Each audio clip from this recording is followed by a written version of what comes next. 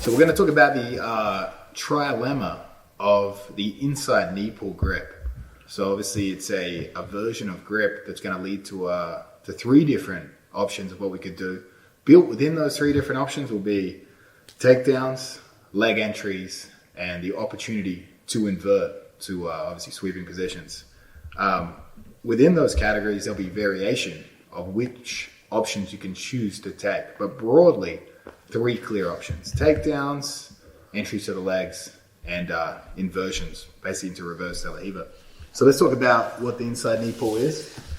When we're playing guard here, we can take a cross grip. So I can take my rear hand and secure a wrist deep grip behind Nick's knee. Why this grip is so powerful is because Nick can't turn and run out. He's running directly into the grip. If I were to take the same side grip, Nick could just turn and rip that leg out. Another danger is as well, if I take a grip here, Nick can turn it into an underhook and start to get into strong passing positions from here. The inside knee pull grip, there is no underhook here. Nick has no ability to really counter this grip in any meaningful way. So when we're taking this grip, we're taking it wrist deep. So again, if I take a grip here, Nick can back out and we're gonna lose it. If I take a wrist deep grip, it's gonna be strong. And something that helps me secure a wrist deep grip is to basically hit his leg. If I'm trying to be stealth with it, I really don't get that deep.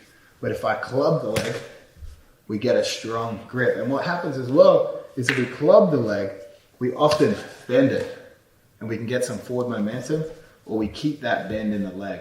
I find I get a more meaningful grip if Nick's leg's bent. If it's straight and I'm trying to get it, I often end up just fingers deep. And when it's fingers deep, he can back out.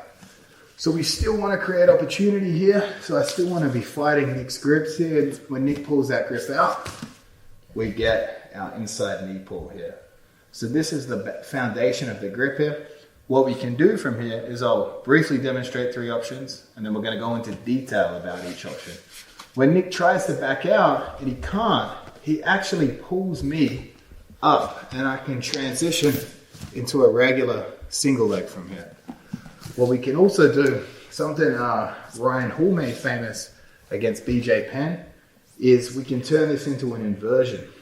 Why Ryan Hall would use the inside knee grip is Imanari's lead exposure to getting kneed in the head, whereas an inside knee pull, my shoulder's a bit protected. So when we take an inside knee pull, I can fall back between the legs and start getting to backside position to expose the heel. Or say, for example, we're dealing with someone that we think maybe is a superior wrestler, where we think even a single leg, we're not going to be able to put them down, and maybe they have quite good leg awareness. We can use the inside knee pull to pull us into a reverse De La Riva to get behind our training partner here. Obviously, we can go back into leg attacks, or we could come up behind him and secure back positions. So we call it the trilemma because there are three broad options when we take this inside knee pull. We can come up single, we can invert to the legs, or we can invert to a reverse De La Riva to get behind our training partner here. So that's basically the summary of an inside knee pull and why it's advantageous over a standard knee pull. All right, guys, we're going to do the inside knee pull to a single leg. Obviously, you're going to have your own preferences for how to finish the single. So broadly as a concept, I want you to utilize the knee pull to the single leg position. I'm going to show you my preferred options from here. But again, once you're on the leg, you can do whatever you want from that position. If you already have a style of completing the single that you like, go straight for that. For me, from getting up off the ground to getting a leg to returning to the ground, we want maximum speed. So the second we get a leg, we want to keep them off balance and put them down immediately. If we come up on a leg But thinking about options from here, that gives your opponent or your training partner an opportunity to collect their balance. And once they have their balance, they can start thinking about counters. The people that put me down the quickest off of the bar or even in open space are the guys that once they get to a leg, I never get my balance. I'm already on the way down. I'm not even thinking about counter options from here. So if you could choose an option from the single leg, I would recommend the one that keeps your opponent off balance the longest until you complete the takedown or advanced position. So let's take a look at how we can use the inside knee pull to secure a single. So I don't want to just shoot a leg, get this inside knee pull while Nick's arm's in the way here, because if I'm still circling around, he can still secure an underhook here and block me. So it's not the be-all, end-all of this grip. And considering that this hand is here, that might lead you to the other two options in the trilemma. Say no matter what we do, we can't get a reaction out of this arm, then you're probably going to be looking for leg entries or reverse De La Riva. But a good way to get this hand out of the way is to fight it with 2-on-1s. We can go 2 around the wrist, we can control the elbow, start to peel that elbow wide. And as Nick is uncomfortable with this grip, he rips it out and we get our knee pull and we circle behind before he has an opportunity to get to the underhook, right? So again, if we grab it and the arm's in the way, Nick's gonna turn it into an underhook and that's gonna cause me many problems, right? So we're fighting this grip here. And the second he overreacts, don't let go immediately either. If I secure Nick's arm and he's lightly pulling away, don't just let go because he might not overreact and it's back to where it was. I want a strong reaction here. So I'm really committing. I'm making it look like I really want to do something with this arm. And when he overreacts, we get to the leg as quick as possible. I'm placing my knee behind Nick's knee to off balance him slightly here. If my knee's out of the way and I'm securing it, Nick can step back with this leg and he can start sprawling on us.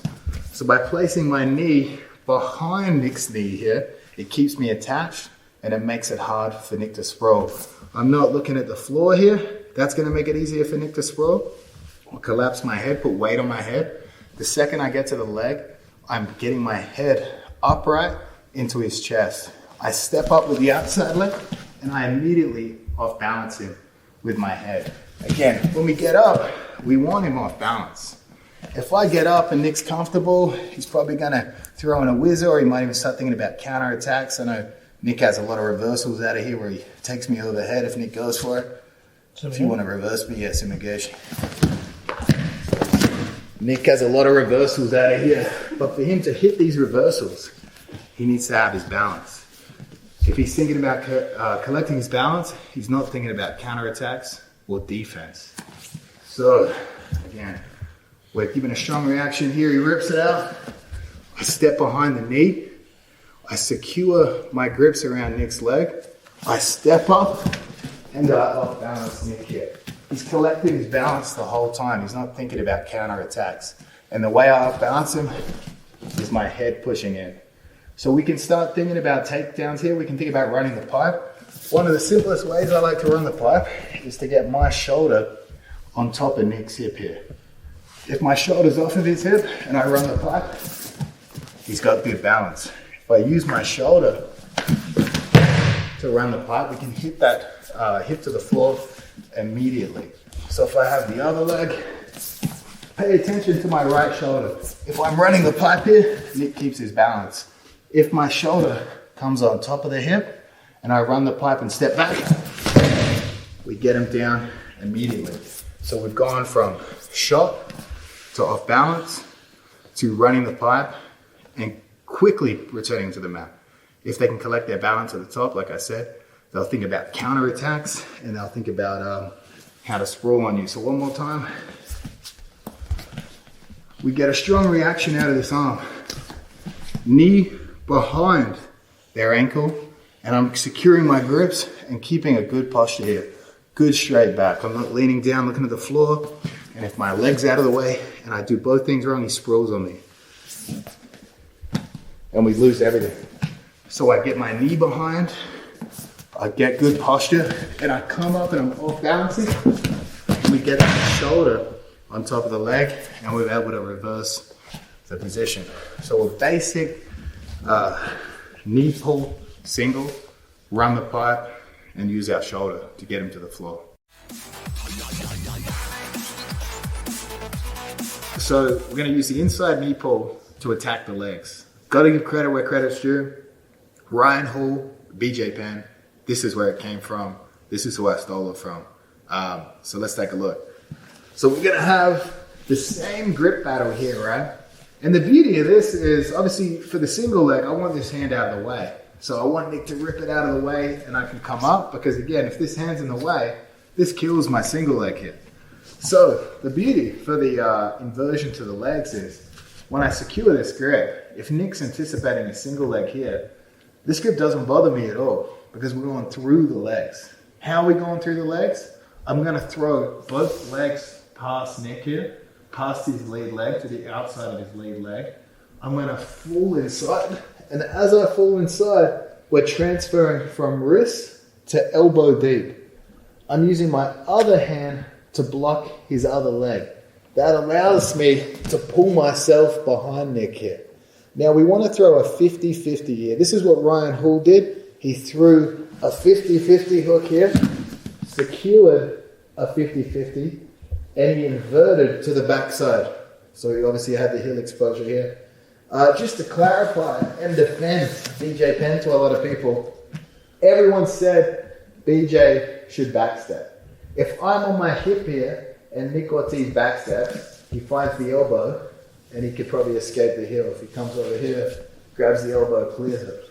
But what Ryan Hall did, and what people strangely still miss the detail of today, is Ryan Hall went belly down. Now if Nick backsteps, he breaks his own leg. So the key here is the ability to expose the heel and turn belly down. That eliminates the backstep, and that's why when BJ did backstep, he got his leg popped in the process. But it is a difficult battle to go from inversion, exposing the heel, and getting belly down. A lot of times guys are so aware of this position now that Nick will be backstepping and fighting my elbow line before I can even go belly down. So we have to basically switch our leg configuration a bit to protect us at that late stage from Nick getting to my elbow. So I'll show you the variation this time. So we got our inside knee pull grip. My legs go outside and I go elbow deep, and we pummel our hand to the back of Nick's knee here. A little detail you might have noticed is I bring my knees to my chest there. So that's that locked and loaded for me to throw this 50-50 hook. I make space here by extending my left arm and throwing the 50-50 hook in. A detail I want to change here is I basically want to throw this leg in the center line here. So we've got what's called essentially a crisscross position. Because that means when I expose the heel and Nick turns to fight the elbows, my inside knee is now in the way here. So we've got a frame to prevent Nick easily reaching my elbow from this position. So look at it from a few different angles here. So we get our inside knee pull, legs to the side, elbow deep, and I bring my knees to my chest here. We throw both legs into position at the same time. So when we expose the heel, if Nick beats me from going belly down, we've got some range here. This is going to help me keep Nick at bay for us to get the finish.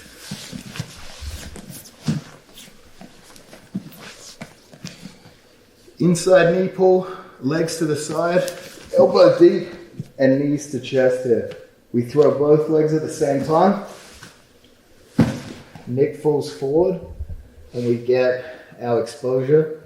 We lock everything up. We're trying to go belly down, but he backsteps, he beats us to it. But because of the configuration of our legs, we can still easily get the finish. So that brings us to our second dilemma of the trilemma, and that is, if the hand's out of the way, shoot a single. If the hand's in the way and we can't get rid of it, boom, invert to the legs.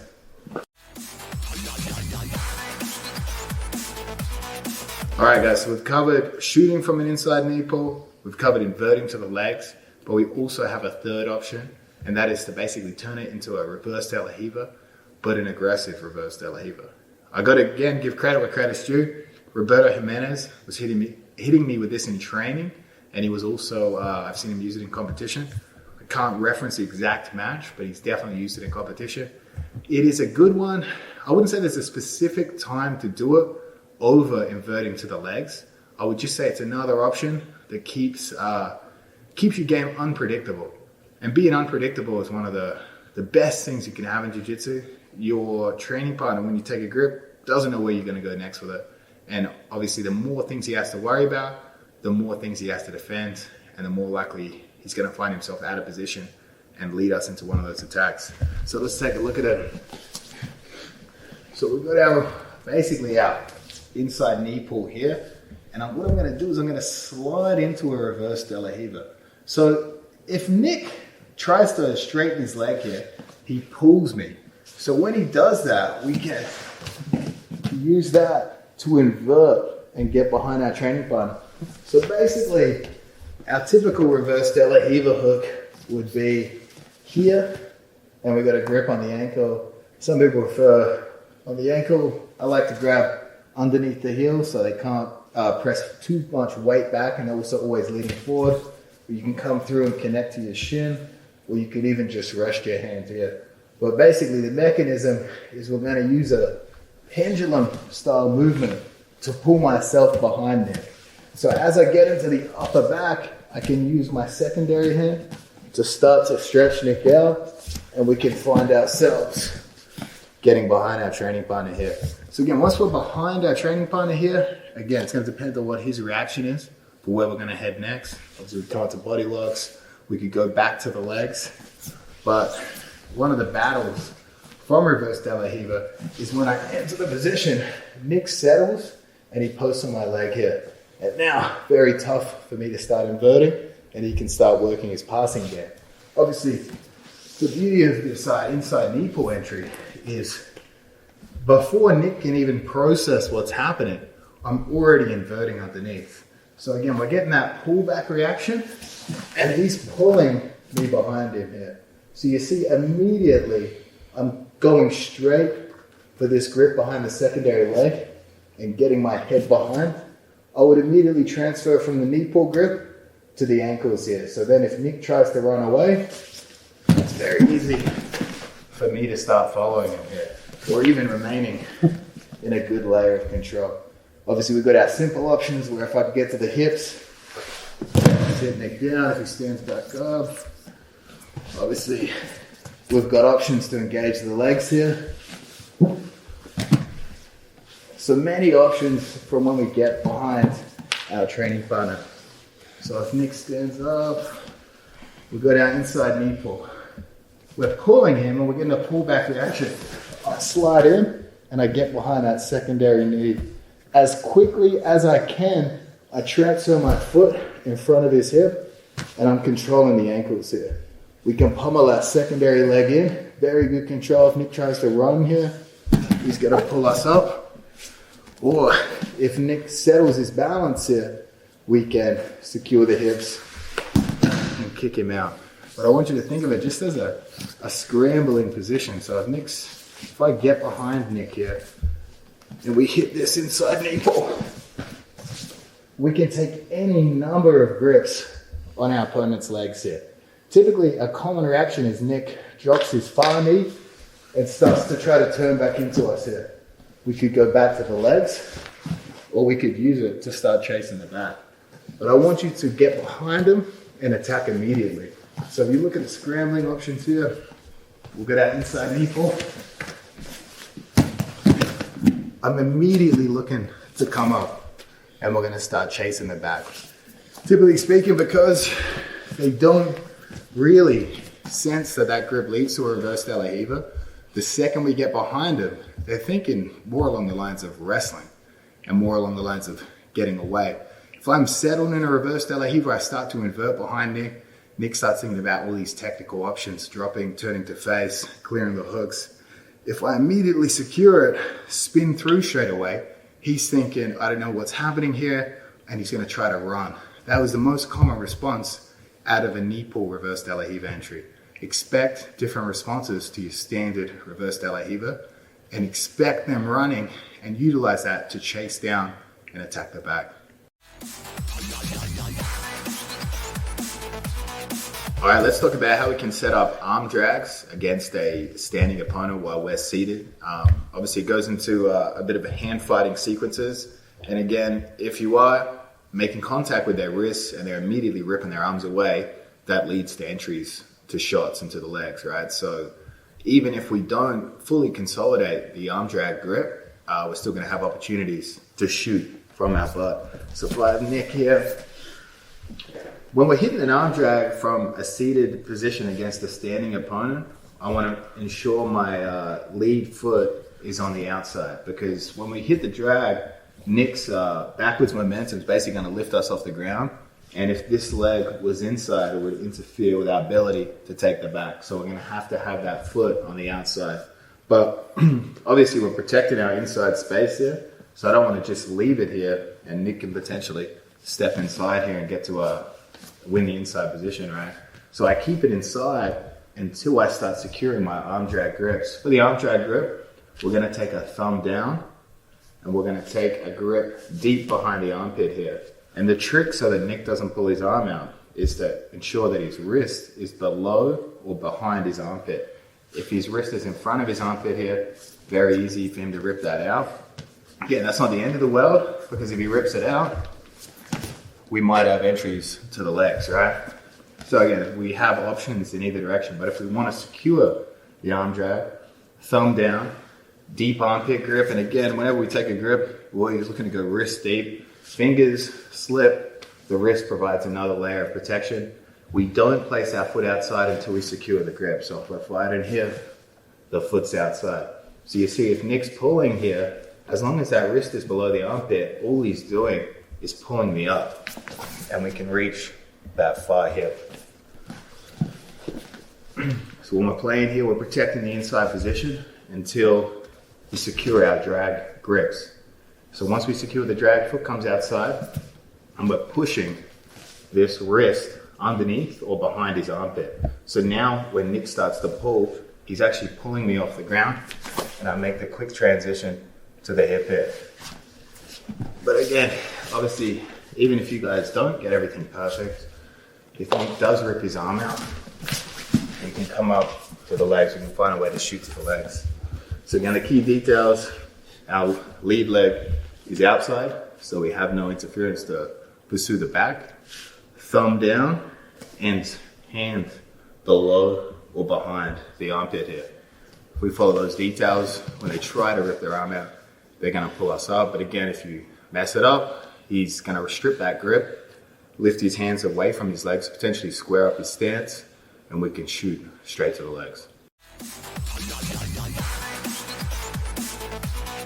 All right, let's talk about how we can set up ankle picks from a seated position against a standing opponent in this sort of long range area. There's two styles of ankle pick I go for consistently. And of those two styles, one of them leads us to a couple different options. Let's look at the first one right now. So I'll catch this one when Nick is keeping low posture. He's keeping that head-to-head posture. The reason I'll go for a traditional style ankle pick from here is because if we were wrestling and I wanted to hit a pick on Nick, I would have to get his head over his lead leg. And if I do this correctly, it forces Nick to take a step back with his lead leg. Come back. Sure. You take a step back with his leg to keep his balance here. When we push his head over his lead leg, he has to take a step to keep his balance. So obviously, if I push his head over his lead leg and he can't take a step, we're going to knock him over. So if you see from a seated position here, Nick's got that head-to-head pressure. And let's say we're moving forwards and Nick's backing up. I'm trying to create some action here. It sets up, because his head's low and it's facing me here, forehead to forehead, it sets up a very easy pick, the exact same way I would do it from a standing position. So I'll find this one's works well against a defensive opponent. So obviously if he is defensive here and he's got head to head, we could still heist up. But if we wanted to turn this into a sweeping position, I'm scooting towards him. I throw my legs back and I come up to my lead knee. I club his head and get my pinky to the bottom of his heel here. As I take his head over his lead leg, he cannot take a step, and we're able to sweep him in. One detail to be careful of, don't hang on to the head, because as we come on top, we're going to get armbarred here. Very common counter to the standard style ankle pick like that. So as soon as you see him going down, lift the leg, let go of the head. So I'm scooting towards Nick. I throw my legs to one side, come up on the lead knee, club his head over his lead leg as we take him down, let go of the head. And we're going to try to get head over head to secure the sweeping position. If we hang too far back, Nick clears the leg grips, he can frame and get straight back up. So that's our first style of ankle pick, and that is if their head is low and we can club it over the lead leg. Another style of pick here, which leads to two different options. I can use this pick to basically secure Nick's back, a standing rear body lock, or if I secure it and he's so quick he tries to rip his leg out, we can put two hands on it and pull him into a standard Ashi single leg X position, right? So when we're here and let's say Nick's head's a little higher this time, but he's still almost in a defensive sort of sequence as we're coming towards him, he's moving back. I want to throw my legs the exact same way I did on the previous one, and we're going to come up to two knees, and I'm going to reach for this ankle. Obviously, because I'm not controlling the head, and there could potentially be weight on his lead leg, I have to hit this very hard. But generally speaking, a lot of jiu-jitsu mats are quite slippery, and if this happens later in a match, there could be sweat on the mats. So what might look difficult in a very dry setting actually is quite easy, provided we hit it with the correct explosiveness. So I reach and I get my little finger as close to the heel as possible. Best case scenario from here is I pull Nick's leg straight across my hip pocket here with a shelf, and we can reach straight for the far hip here. So immediately I'm reaching for Nick's far hip and chasing the rear body lock. We catch this one explosive enough, we do get that movement we want. So I'm scooting at Nick, his head's a bit higher, and I rip it from here straight across my hip. And we've got a shelved leg here. Here it's hard for Nick to turn back into us because we've shelved that leg, and we can easily lock up rear body lock. Why this one works, I find generally speaking, I can pull Nick's leg cross body onto the hip if I catch his leg as he goes to step backwards. So we're scooting here, and there's weight off of the leg. So it's very light for us to get to the hip. That's the first option for me. Obviously the best option, straight from the ground to a rear body lock. Sometimes the second option is if there's weight on that foot and I pick it up, but I don't get that ability to rip it cross body, and Nick senses this and goes to rip his leg out, I put two hands on that foot. Obviously we could chase him up from here, but usually if Nick senses I have such a strong grip, he turns to face and I pull it into a single X or an Ashi position.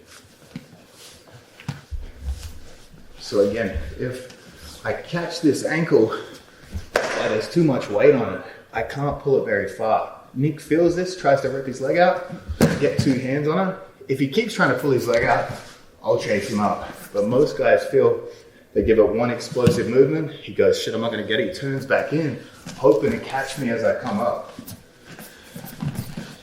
So he gives it one explosive movement, he turns back in, but instead, I pull his leg into an Ashi or a single leg X.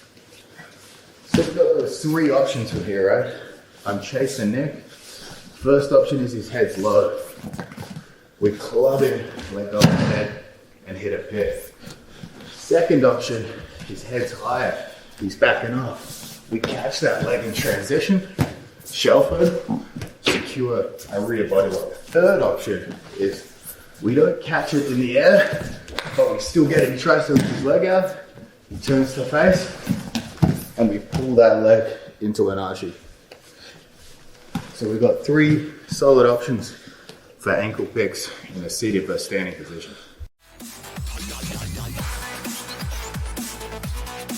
All right, guys, let's talk about the hip pick. And that is a sort of a variation of an ankle pick, but we're going to strike the hip. Why do we strike the hip? We strike it so it puts weight in their back leg, and it's always easy to pick up a leg when obviously weight's in the opposite leg. So when we're hitting the hip, that's going to push their weight into the rear, make that lead leg light. But there's something we need to think about. The most obvious, easy option for this one actually leaves you very, very vulnerable. So I see people hit this. Obviously it works if your opponent doesn't know the counter. But if I'm here on Nick and I'm using my lead arm to strike the hip and my rear arm to pick, I can take weight off Nick's lead leg, but he can actually drag me out of here. Then we get our back taken straight away. So we'll hit that one from a couple different angles so you can see if I use my rear hand to strike the hip, I'm giving him a perfect drag. And we can obviously get countered very easily. So what we actually want to do is use our lead hand to strike the hip and our rear hand to pick. So best case scenario this comes up is I'm scooting towards Nick, he's sort of playing defensive, and we hit it here. Now there's no drag. And because I've got this frame on the hip, Nick actually can't now put weight in that lead leg. And I can pull it past to get to the hip here. Or even potentially, I can get two hands on that lead ankle, pull it back into an Ashi, single X. Obviously many options once we take weight off that lead leg. So again, we're not going to use our lead to strike the hip. We're going to be using our rear. Once we're here, we can even follow Nick straight up. It's easy to lift because, again, weight is in that rear leg. Best time to set it up would be as Nick's moving away from me. I quickly make that transition. And again, once we're here, Nick might try to pull his leg out. We keep two hands on the ankle. If we can pull that ankle past to create a shelf to get to the rear body lock. So a basic hip, pick version of the ankle pick where we don't use basically our rear hand to strike the hip. We use our lead to strike the hip to prevent counters. All right, guys, let's talk about when we're playing from a seated versus standing position and our opponent or training partner secures both our legs and is able to lift them to put us flat. Quite often from here, most people will accept being pushed flat and they'll decide they'll have to play guard from a supine position. Whereas we can actually use the momentum of them lifting our legs for a sort of an unorthodox strategy to backwards roll into a shot. When people lift our legs, generally speaking, they rush forward because they want to get your legs over your head to keep you in a flat position. I'm going to use Nick Ortiz to demonstrate because he's way more acrobatic in a backwards roll scenario, right? So I'm standing above Nick here, and quite often what happens is, first situation is when they lift the legs, Nick accepts this and he starts playing here, looking for outside passing strategies, right? But obviously, when I lift Nick's legs, he posts two hands on the ground. It's going to take more pressure for me to get him flat from here. Sometimes we have a battle from here, Nick might clear his legs, and now we're back to square one. So when I pick up someone's legs and they post their hands on the ground, I really have to lift. And as I lift and run into Nick, he can backwards roll and use that forward pressure to secure a double leg out of this position. So it's surprisingly effective strategy, and that is Nick's basically using my momentum against me here. And it really doesn't have to come up in a scenario where he posts his hands and we fight. I can literally pick it up and just go straight into a double. Very unexpected, surprisingly high percentage, but as we get our legs lifted and our training partners rushing forward, we use their pressure, their forward momentum of lifting our legs to hit a backwards roll. And generally, because our training partners rushing forward into us, leads us into a perfect shot from the seated position.